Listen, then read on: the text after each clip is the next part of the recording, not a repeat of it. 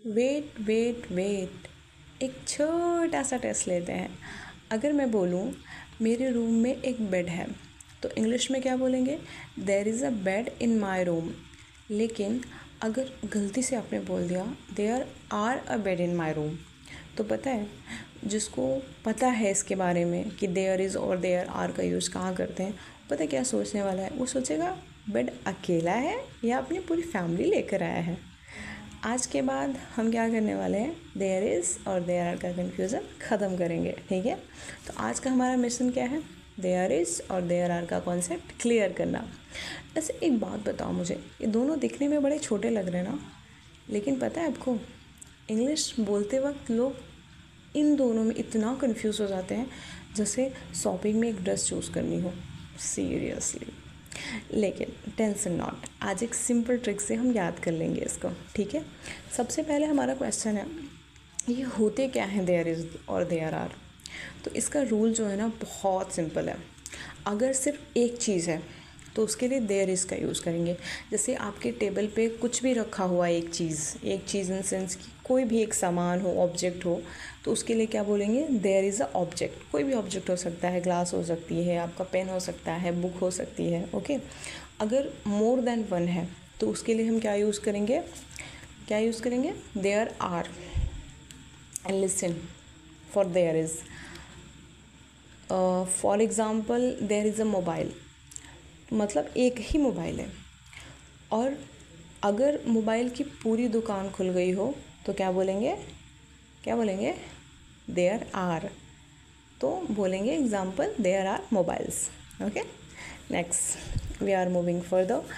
तो हमारा नेक्स्ट है देयर इज़। सबसे पहले हम देयर इज़ को अच्छे से डीप में जानते हैं।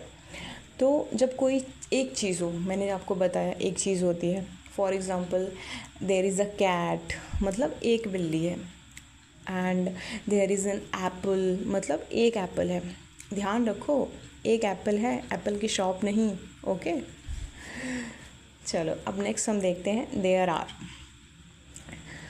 अब अगर एक नहीं बहुत सारी चीज़ें हैं ना, मैंने आपको बताया कि बहुत सारे, मतलब मोर देन वन, तो एंट्री किसकी होगी? देयर आर की। ऑब्वियसली देयर आर की होगी। For example there are books, there are chairs, there are apples. और याद रखने का शॉर्टकट क्या है पता है आपको? एक बंदा है तो बोलेंगे देयर इज़, पूरी टीम है तो बोलेंगे देयर आर, ओके। याद हो गया? चलो मेरे साथ बोलो, there are cats, there are chairs, there are apples. Very good. Next हम डेली लाइफ के एग्जाम्पल देखते हैं कुछ। अब हम डेली लाइफ के एग्जाम्पल देखेंगे तभी तो समझ में आएगा ना। चलो, अगर आपके रूम में टीवी है तो बोलोगे, एक टीवी है ना, तो क्या बोलोगे? There is a TV in my room, मतलब एक ही टीवी है, ठीक है। और अगर घर में 5 टीवी हो जाए, मेरे घर में तो नहीं है, आपके घर में होगा, तो क्या बोलोगे पता है? There are 5 TVs. क्या बोलोगे? There are 5 TVs. वैसे मेरे पास एक ही है, ज़्यादा होगा तो दे देना।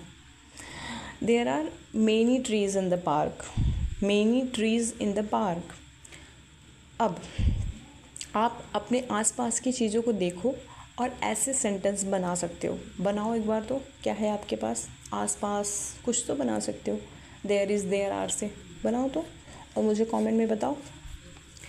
और पता है, हम कुछ कॉमन मिस्टेक करते हैं।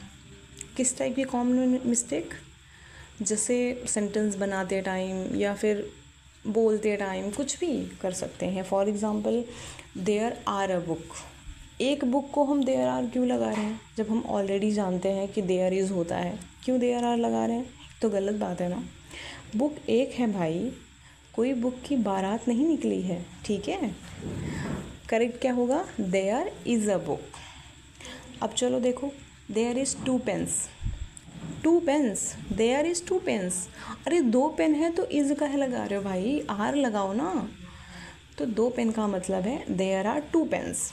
बस क्वांटिटी चेक करो, एक है तो उसके लिए देयर इज़ लगाओ, एक से ज़्यादा है तो देयर आर लगाओ, ठीक है। देखो आपकी टेबल पे क्या है, एक से ज़्यादा है तो उसके लिए देयर आर सेंटेंस बनाओ, there are this and that. अगर एक होगा तो देयर इज़ लगाओ, बनाओ बनाओ बनाओ बनाओ, तभी तो आएगा, ऐसे थोड़ा ना आ जाएगा कुछ भी। चलो स्पीकिंग प्रैक्टिस करते हैं। मेरे साथ बोलो, there is a bed in my room. मेरे रूम में तो एक ही बेड है वैसे तो। There are 2 pens in my bag. 2 से ज़्यादा भी हो सकता है। There are many flowers in the garden. Yes, there are many flowers in the garden. तो हम ध्यान दो यहाँ पे, देयर आर और देयर इज़ हमने कहाँ पे लगाया है। अगर पहली बार में परफेक्ट नहीं हुआ तो बिल्कुल टेंशन मत लो, प्रैक्टिस करोगे तो आएगा, क्यों नहीं आएगा। इंग्लिश भी जिम की तरह है, प्रैक्टिस करोगे तभी मसल बनेगा, समझे क्या। चलो आपको मैं होमवर्क देती हूँ। तो होमवर्क हमारा सिंपल ही होता है, करते नहीं हो बस आप लोग को हार्ड लगता है। जस्ट फॉर 5 मिनट्स अपने रूम या घर को देखो, देयर इज़ और देयर आर के 5 सेंटेंसेस बनाओ, 5 से ज़्यादा भी बना सकते हो, ठीक है। और हाँ, सिर्फ नोटबुक में मत लिखना, बोलना भी है। मैंने बोला है बोलना है, लिखना is not that much important. लिखने से आपकी फ्लुएंसी इम्प्रूव होगी, there is no doubt, but अगर आप बोलोगे ना तो ज़्यादा इम्प्रूव होगी, ठीक है। क्योंकि इंग्लिश बोलने की प्रैक्टिस पेन नहीं माउथ करता है, माउथ बोल के, लिख के नहीं, ठीक है। हाथ चलाओ लेकिन मुंह ज़्यादा चलाओ। अब पड़ोसियों को जवाब देने के लिए नहीं, इंग्लिश सीखने के लिए, ठीक है। Great job. आज का फॉर्मूला याद रखो, 1 thing there is, many things there are.